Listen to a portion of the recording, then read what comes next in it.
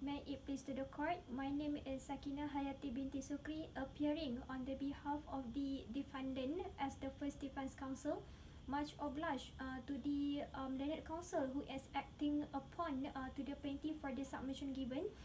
Before we proceed with the submission, we would like to notify to the court that the defendant had already made an amendment for the statement of defense, and we already notified to the court and to the plaintiff by way of email, and there is no objection on the behalf of the plaintiff. We already been notified by the plaintiff pertaining to the amendment of affidavit in support, and we have no objection pertaining to the amendment. Your Honor, may I bring your attention for my submission? Much obliged, Your Honor. For my submission, I laid down two grounds in order to stating that the defendant had meritorious defense. The first one is the defendant contended that the plaintiff was not authorized to carry out on additional virtual works, and the second one is the defendant submitted that the agreed term of payment is on back-to-back basis between JKR and the defendant. In the light above of the first ground, I laid down two reasons to support. The first one is because of the contractual relationship between JKR as the employer, the defendant as the main contractor, and the plaintiff as the subcontractor. And all these parties are bound upon to each other by the letter of award dated 9th of November 2016. Because of this, we refer to the Section 10 of the Contract Act 1950 that had been tagged in the bundle of authorities as S1, which laid down essential elements for an agreement to be considered as a contract. The first one is the parties to the contract are competent enough to enter into the contract. The second one is all the parties are consented to the terms and conditions of the contract with lawful consideration and lawful object. And the last one is the said contract is not hereby expressly declared void. Hence, the letter of award dated 9th of November 2016 is considered as the valid contract where all the parties to the contract are consented to it and competent enough to enter into the contract. Then we refer to the Section 38 of the Contract Act 1950 that had been tagged in a bundle of authorities as S1 in order to illustrate more that the parties to the contract must fulfill their obligation contractually. In order to support this, in stating that the defendant had already fulfill their obligation by paying the amount of 1,310,617.19 to the plaintiff, which accordance to the letter of award dated 9th of November 2016. Then the defendant acknowledged that the plaintiff as the subcontractor has the right on the additional payment because of the case Brody against Cardiff Corporation in 1919 that been held in the House of Lords, which the court stated that the contractor entitled the claim for additional payment for works done which was extra than the contractual performance due to the nature of construction works and also the nature of contract sum. And here the defendant acknowledged that as according to the bundle of authorities, as the one at the highlighted portion, because of this, the defendant had also paid to the plaintiff additional payment amounted to 25 I apologize, amounted to 24,048 cents, that sum up to 1,334,671.58 cents, which the defendant believed that the said payment already covered for additional virtual works done by way of check. And here we attach together with the copy of the said check that marked as Exhibit FR4. The second reason why is it the contention of the defendant that the plaintiff was not authorized to the additional variation works because it is not up to the discretion of the plaintiff to do so. We refer to the case of Antara Electric Sdn Bhd against Bell and Order Berhad in 2002 that was held in the High Court that had been tagged as C2 in the bundle of authorities at the highlighted portion, where the court stated that the contract cannot be unilaterally or altered unilaterally by either of one party unless both of them agree to the variation or to the alteration, or there is an express provision in the contract in stating that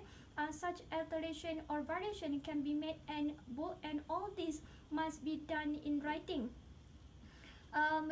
To stress upon for the construction contract, it's totally different compared to the nature of the another contract,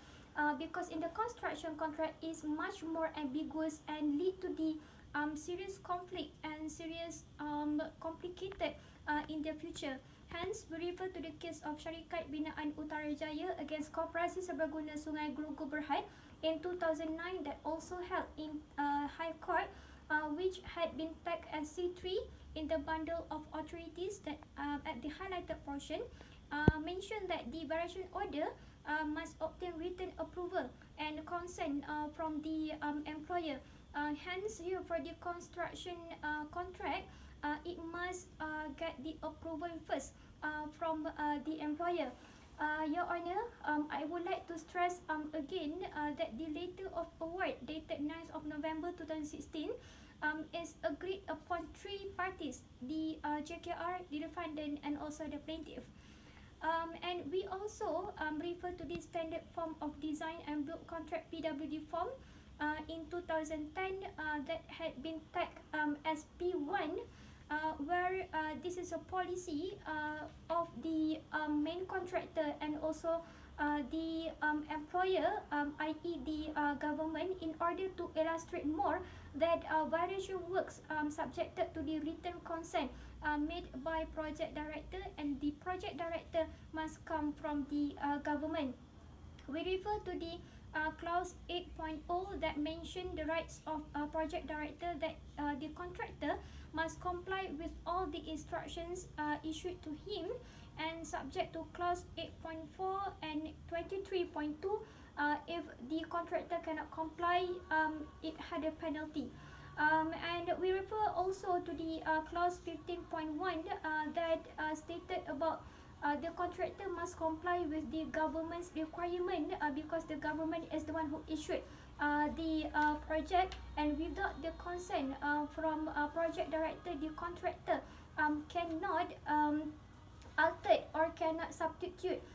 the requirement made by the government. We also refer to the clause 23.0 where illustrated the concept of variation, and clause 23.1 defines the definition of variation works, stated that any alteration or modification of the government's requirement pertaining to the any design, quality or quantity of works, and also including the addition, omission or substitution of any work, the alteration of the kind of any materials, goods that be used in the works, and also any removal of materials or goods that executed in the work. We also refer to the clause 23.2 where it was stated that the project director may issue instruction affecting a variation of work, either to stop for the variation work or to proceed with the variation work, and the contractor shall comply with the variation order.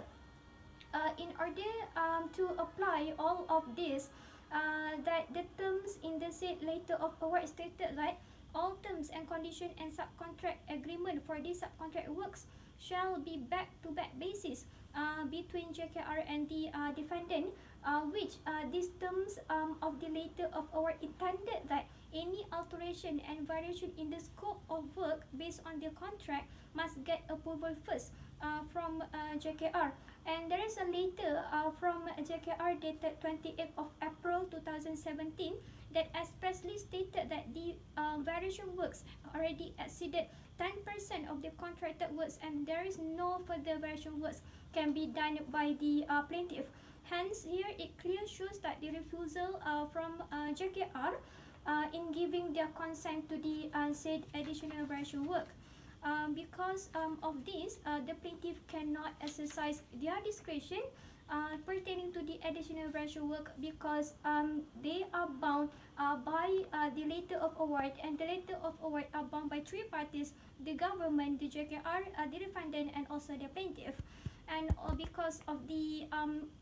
term shall be back-to-back basis between JKR and the defendant. And also we can see the timeline shows the letter from JKR dated 28th of April 2017, and later on the plaintiff sent the invoice for the additional rational works dated 30th of May 2017, where it clearly demonstrated that the plaintiff is not entitled to the payment of additional rational work because not authorized properly by JKR. Even if the plaintiff raised the issue of privity of the contract, I would like to stress upon again that the letter of award had been achieved mutual agreement between three parties: the government, the plaintiff, and also the defendant. Because of this, the defendant cannot pursue in this matter when there was an overdue payment reminder made by the plaintiff to the defendant, because the defendant must comply with the order and instructions from JKR. Here we attach together with the copy of the said letter by JKR marked as Exhibit FR3. Your Honor, I had done for the first ground, and I would like to move to the second submission, which is for the second ground, that the defendant further submitted that the agreed term of payment is on back-to-back basis between JKR and the defendant. Because of this, the defendant contended that the obligation to pay for the additional rational work is not from the defendant, but the defendant can pay to the plaintiff once they got the payment from JKR. We refer to the case of Sigma Elevator M. Sdn Bhd against Yoda M. Sdn Bhd that was held in the High Court that had been tagged as C4 in the bundle of authorities at the highlighted portion, where the court in this case accepted the argument made by the defendant as the main contractor in regards that the obligation to pay to the plaintiff, that the plaintiff is a subcontractor, is upon on the employer of the defendant due to the letter of release and waiver, the terms of the settlement agreement, and also the conduct of the parties. The defendant also further submitted that the evidences of the three evidences I stated above must be admissible to the court to prove the balance of probability on the behalf of the defendant. And also, the court in this case differentiate between paid when paid and back-to-back basis. The defense of pay when paid, that the defendant will never be paid by the employer, because the employer will be directly paid to the plaintiff for the additional rational work. But then, for the back-to-back agreement, the defendant will only be paid by the employer once be paid to the plaintiff.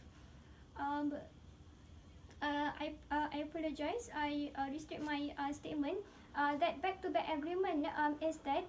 the defendant will pay to the plaintiff once got the payment from the employer. And we also refer to the case of Anta Shinda Sdn Bhd against Sangyong Engineering and Construction Company Limited in 2008, and it was held in the Court of Appeal,